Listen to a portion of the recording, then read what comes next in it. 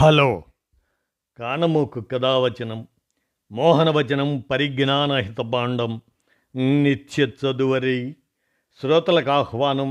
నమస్కారం. చదవదగునెవరు రాసిన తదుపరి చదివిన వెంటనే మరువక పలువురికి వినిపింపబూనిన అది ఏ పరిజ్ఞాన హితభాండమౌపో మహిళ మోహనవచనమై విరాజిల్లు. పరిజ్ఞాన హితభాండం లక్ష్యం ప్రతివారీ సమాచార హక్కు.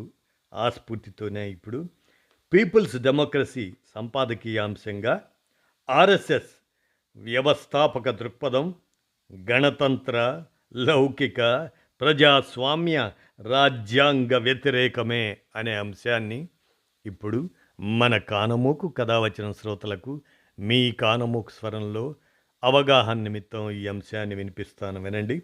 పీపుల్స్ డెమోక్రసీ సంపాదకీయ అంశం ఆర్ఎస్ఎస్ వ్యవస్థాపక దృక్పథం గణతంత్ర లౌకిక ప్రజాస్వామ్య రాజ్యాంగ వ్యతిరేకమే. ఇక వినండి. వంచనా శిల్పంతో ఆర్ఎస్ఎస్ మనుగడ. వ్యక్తుల బృందంగా ఉన్న ఆర్ఎస్ఎస్ బ్రిటిష్ ప్రభుత్వానికి వ్యతిరేకం కాదు. సంస్థగా దాని స్థాపనకు మూల సూత్రం హిందూ రాష్ట్ర సాధన కోసం కృషి చేయటం, హిందువులను సంఘటితం చేయటం, హిందుత్వను సైనికీకరించడం దాని ప్రేరణ సిద్ధాంతం. సంఘకు అత్యున్నత సిద్ధాంతకర్త అయిన గోల్వాల్కర్ సాధికారికంగా చెప్పింది అదే.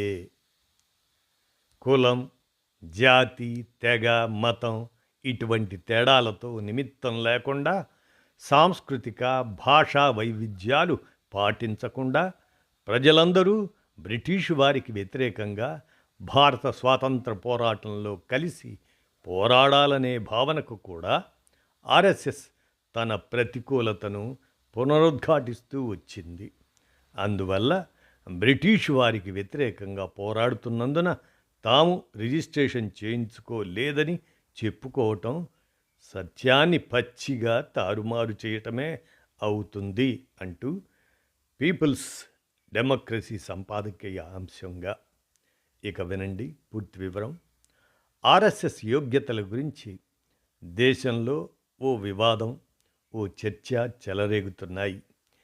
ఈ సంస్థ చట్టబద్ధంగా రిజిస్టర్ కాలేదన్న అంశం వెలుగులోకి రావటంతో ఈ వివాదం కేంద్ర స్థానంలోకి వచ్చింది. బీజేపీ నాయకత్వంలోని ప్రభుత్వాలలో వివిధ స్థాయిల్లో ఉన్న మంత్రులకు ఇలాంటి చర్చ చేయడమంటే దైవదూషణ కన్నా ఘోరమైన అపరాధమే. తామే ఎల్లప్పుడూ సరైన వారమనే ధోరణిలో ఉండే పాలక పార్టీ ఇలాంటి ప్రశ్నలను ఏమాత్రం సహించడమన్న ప్రసక్తి ఉండదు. జర్మనీ, ఇటలీ ఫాసిస్టులతో బంధం పెనవేసుకున్న వ్యవస్థాగత స్వరూపం ఆర్ఎస్ఎస్ది. ఈ కారణంగా వారు అలా అసహనాన్ని, అహంభావాన్ని కనపరచటం వారి సహజ లక్షణమే. ప్రధాని మోడీ ఆగస్టు 15న ఎర్రకోటపై నుంచి చేసిన ప్రసంగంలో ఆర్ఎస్ఎస్ను, దాని గతాన్ని నిస్సంకోచంగా కీర్తనలతో ముంచెత్తారు.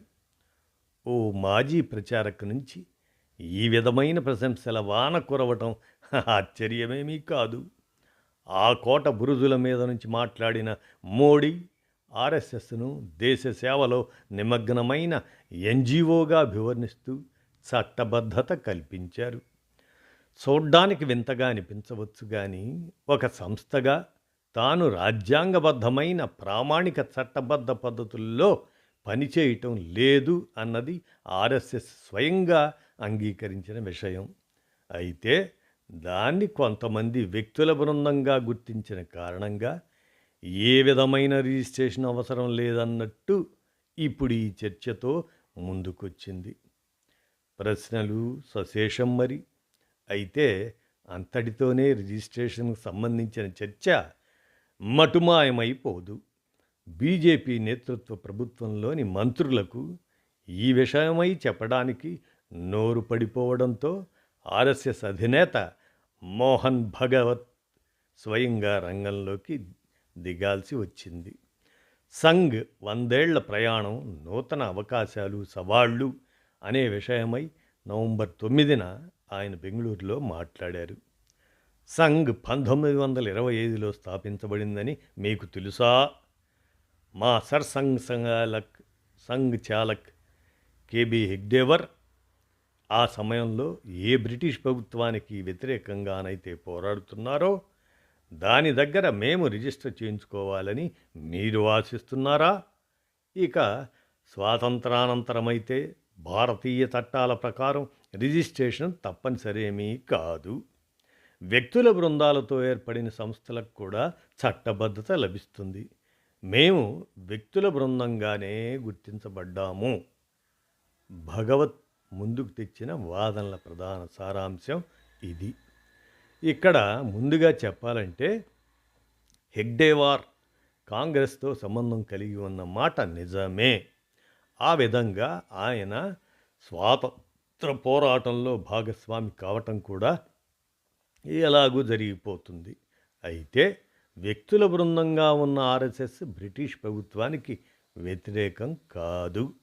సంస్థగా దాని స్థాపనకు మూలసూత్రం హిందూ రాష్ట్ర సాధన కోసం కృషి చేయటం, హిందువులను సంఘటితం చేయటం, హిందుత్వను సైనికీకరించడం దాని ప్రేరణ సిద్ధాంతం.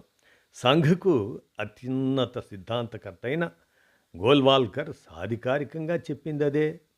కులం, జాతి, తెగ, మతం వంటి తేడాలతో నిమిత్తం లేకుండా, సాంస్కృతిక భాషా వైవిధ్యాలు పాటించకుండా ప్రజలందరూ బ్రిటిషు వారికి వ్యతిరేకంగా భారత స్వాతంత్ర పోరాటంలో కలిసి పోరాడాలి అనే భావనకు కూడా ఆర్ఎస్ఎస్ తన ప్రతికూలతను పునరుద్ఘాటిస్తూ వచ్చింది. అందువల్ల బ్రిటిష్ వారికి వ్యతిరేకంగా పోరాడుతున్నందున తాము రిజిస్ట్రేషన్ చేయించుకోలేదని చెప్పుకోవటం సత్యాన్ని పచ్చిగా తారుమారు చేయటమే అవుతుంది. మరి జాతీయంగా సాగే ఆర్థిక అక్రమాలను అరికట్టడం గురించి, న్యాయమైన పన్ను వనరులను పక్కదోవ పట్టించడం గురించి ఇటీవలనే బీజేపీ నేతృత్వ ప్రభుత్వం మాట్లాడింది. ప్రత్యేకించి మోడీ ప్రభుత్వం మనీ లాండరింగ్ను నిరోధించే పిఎంఎల్ఏ చట్టానికి బాగా పదును పెట్టి ఎన్ఫోర్స్మెంట్ డైరెక్టరేట్కు హద్దు అదుపు లేని విస్తార అధికారాలు కల్పించింది. ఈ సుమంత సాక్ష్యం లేకున్నా కేసులు నమోదు చేసేందుకు, వ్యక్తులను అరెస్ట్ చేసేందుకు అవకాశం ఇచ్చింది. ప్రతిపక్షాలపై పాక్షికతతో కూడిన దాడి చేసేందుకు ఈ నిబంధనలు ఎలా దుర్వినియోగం చేస్తున్నారనే దానికి కావలసినన్ని కేసులు ఉదాహరణలుగా ఉన్నాయి. ఆ విధంగానే వారిని తమకు విధేయులుగా మార్చుకోవడము జరుగుతున్నది. ఈ విధమైన కక్ష సాధింపులకు పాల్పడుతున్నందుకు ఈడీని న్యాయస్థానాలు బహిరంగంగా మందలించిన సందర్భాలు అనేకం ఉన్నాయి. ఏమైనా ఆర్ఎస్ఎస్కు శుతిమెత్తని సత్కారమే లభిస్తున్నది. సంఘకు సమృద్ధిగా నిధులు, స్థిరాస్తి వనరులు ఉండటం గురించి మోహన్ భగవత్ను ప్రశ్నించగా, ఇవన్నీ తమ స్వయం సేవకులు, అధికారులు స్వచ్ఛందంగా ఇచ్చినవే అని జవాబివ్వకుండా దాటేశారు. అయితే ఆయనే తమది వ్యక్తుల బృందమే తప్ప రిజిస్టర్ అయిన సంస్థ కాదంటున్నారు. కనుక ఈ వనరులన్నీ ప్రజల సంపద అవుతుందన్న వాస్తవాన్ని ఆయన దాచిపెడుతున్నారు. సంఘకు భారీ స్థాయిలో భూములున్నాయనేది ప్రజలకు తెలిసిన విషయమే. ఆ స్థలాల్లో ఆర్ఎస్ఎస్ భారీ సౌధాలు, ఇతర నిర్మాణాలు చేసింది. అయితే అది రిజిస్ట్రేషన్ లేని సంస్థ గనక ఇలాంటి ఆస్తుల గురించి ప్రజలకు వివరాలు ప్రకటించడమే జరగదు.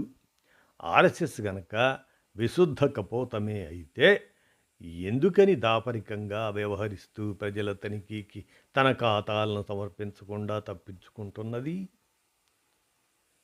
మత కలహాలు, విద్వేషాల మూలం.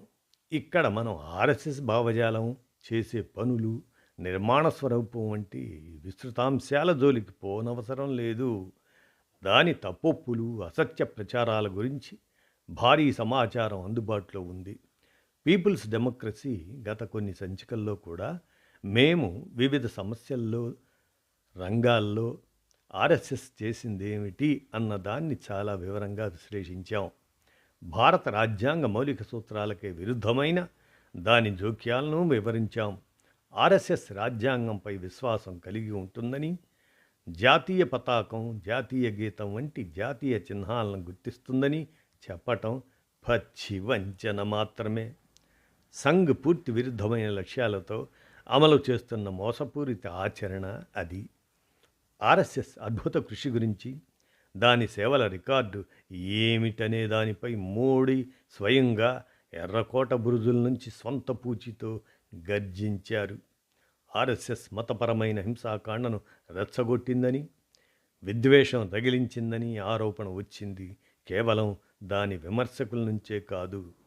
5 తీవ్ర హింసాకాండలపై విచారణ జరిపిన విచారణ కమిషన్లు 1969లో అహ్మదాబాద్ మత కలహాలపై విచారణ జరిపిన జగన్మోహన్ రెడ్డి కమిషను, అట్లానే 1970 భివాండి మత కలహాలపై డిపి మదన్ కమిషన్ నివేదిక, అలాగనే 1971 తలసిరి అల్లర్లపై జోసెఫ్ వెతయతిల్ నివేదిక, ఇక 1979 జంషెడ్పూర్ అల్లర్లపై జితేంద్ర నారాయణ్ నివేదిక, ఆపై 1982 కన్యాకుమారి మత కలహాలపై పి వేణుగోపాల్ రెడ్డి నివేదిక. ఇవన్నీ ఆర్ఎస్ఎస్తో, దాని భావజాలంతో బలమైన అనుబంధం గల సంఘాలు, పార్టీలు పోషించిన పాత్రను బహిరంగంగా అభిశంసించాయి. ముస్లింలు, ఇతర పౌరులకు అపార ప్రాణబలికి, ఆస్తి నష్టానికి దారితీసిన కలహాల ప్రజ్వలనకు వారెలా కారకులయ్యారో వెల్లడించాయి. వారి సేవా కార్యక్రమాల గురించి ఎలాంటి వాస్తవికమైన వివరాలు లేనప్పుడు వారి సహాయ కృషిపై ఆడిట్ తనిఖీ వంటివి లేకపోవటం ఊహించగలిగిందే. ఇప్పటికైనా చెప్పాల్సిందే. చివరగా జాతీయత గురించి సావర్కర్ రూపొందించిన నిర్వచనమే గోల్వాల్కర్ ఏమాత్రం విమర్శ లేకుండా స్వీకరించారు. మరింత లోతుగా బలపరిచాడు కూడా. భారతదేశం తమ మాతృభూమి, పితృభూమి అని గుర్తించే వారిని మాత్రమే అసలైన భారతీయులుగా గుర్తించాలన్నాడు. అంటే భారతదేశంలో వివిధ మత విశ్వాసాలకు చెందిన ప్రజలు దేశంలో స్వేచ్ఛ, స్వాతంత్రం, సమానత కలిగి ఉంటూ తమ మత విశ్వాసాలు అనుసరించేవారు భారతీయులు అనిపించుకోరనే ఆయన నిర్వచనం సూర్యకాంతిలా స్పష్టంగా అర్థమవుతూనే ఉంది. ఆర్ఎస్ఎస్ వ్యవస్థాపక దృక్పథమే మన గణతంత్ర, లౌకిక, ప్రజాస్వామ్య రాజ్యాంగానికి వ్యతిరేకంగా ఉంది. అందువల్ల ఆర్ఎస్ఎస్ ఏదో వ్యక్తుల బృందమని, అందువల్ల రిజిస్ట్రేషన్ పరిధి వెలుపల ఉండిపోతుందని మోహన్ భగవత్ చెప్పటం ప్రజల విఘ్నతను అవమానించటమే అవుతుంది. అందువల్ల ఆర్ఎస్ఎస్ సూటిగా ముందుకొచ్చి తన వ్యవహారాలేమిటో ప్రజలకు సమర్పించి తన అసలు సంగతులకు ఆమోదం పొందటం ఇప్పుడు తక్షణమే జరగాల్సిన పని అంటూ నవంబర్ 12 పీపుల్స్ డెమోక్రసీ సంపాదకీయం ఆ సౌజన్యంతో మన కానమోకు కథ వచ్చిన శ్రోతలకు ఈ అంశాన్ని ఆర్ఎస్ఎస్ వ్యవస్థాపక దృక్పథం, గణతంత్ర, లౌకిక, ప్రజాస్వామ్య, రాజ్యాంగ వ్యతిరేకమే అనేటువంటి అంశాన్ని అవగాహన నిమిత్తం వినిపించాను. విన్నారుగా. ధన్యవాదాలు.